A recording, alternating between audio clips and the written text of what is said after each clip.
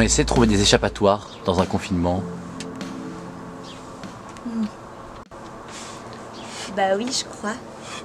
Mais comme on essaye de trouver des échappatoires dans tout ce qui nous cloisonne et nous cadenasse en fait, que ce soit dans la vie de tous les jours, on est cadenassé par plein de trucs qui ne sont pas forcément concrets.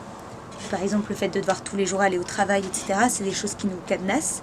Et je crois qu'on cherche des échappatoires à ça tout le temps. Par exemple, lire un livre en temps normal, quand on n'est pas en confinement, c'est une sorte d'échappatoire pour moi à la vie qui continue à aller très vite.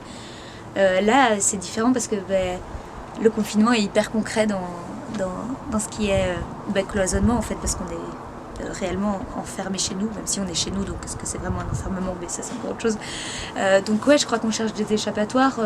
Le fait de se dire, tiens, je vais me mettre à faire du sport, par exemple, pour moi, par exemple, je me suis dit, tiens, je vais me mettre à courir. En fait, c'est une espèce d'échappatoire pour faire quelque chose de différent dans cet endroit qui m'est quotidien tout le temps.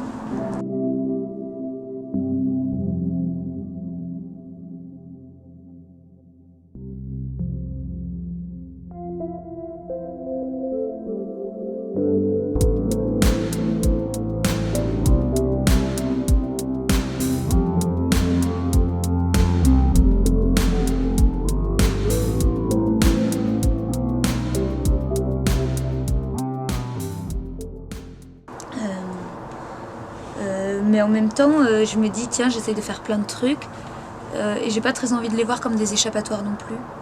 Le fait que j'ai envie d'écrire ou que j'ai envie de réfléchir juste 5 minutes à ce que je vais faire, ça peut paraître comme quelque chose qui est échappatoire, de me dire je m'échappe de ce confinement et le fait d'être chez moi en allant ailleurs. Mais je me perds parce qu'en même temps je me dis qu'échappatoire c'est chouette, c'est un beau mot. S'échapper, c'est joli. Donc en fait c'est pas forcément négatif de chercher un échappatoire. Je le voyais un peu de manière négative, mais en fait non, oui, tout est pour moi échappatoire dans la vie à partir du moment où on essaye de se projeter hors de notre corps. Surtout dans un processus créatif. Là par exemple écrire, faire de la musique, même lire un bouquin, regarder une série, c'est se mettre hors de son corps. Donc c'est s'échapper de toutes ces pensées parasites ou de l'endroit dans lequel je suis. Faire de la cuisine aussi en fait c'est une sorte d'échappatoire. Mais donc c'est gai en fait de s'échapper et puis parfois de revenir sur ce qu'on a fait et de se sentir là, mais chargé de toutes ces rêveries spirituelles et quoi. Mais dans ton raisonnement, est-ce qu'alors on s'échapperait pas tout le temps? Pour moi oui, je crois. On cherche tout le temps des échappatoires à la vie concrète qu'on mène. Là en confinement je crois que c'est beaucoup plus concret. Enfin on s'en rend compte beaucoup plus qu'on cherche des moyens de s'échapper. Parce qu'en en fait, on tourne en rond dans une même pièce ou dans un même lieu. Donc on se rend compte qu'on cherche un moyen de s'échapper.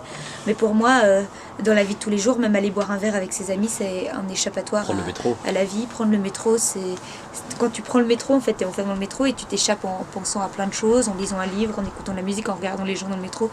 Rien que ça, c'est des échappatoires. Je sais de quoi je parle. Zélie regarde beaucoup les gens dans le métro. C'est ma passion. Non, j'adore. En fait, c'est ça, c'est une manière de m'échapper. Quand je prends le métro, par exemple, et que je regarde les gens, j'imagine leur vie, je me projette un peu dans ce qu'ils sont. Et c'est une manière d'être complètement en dehors de mon corps.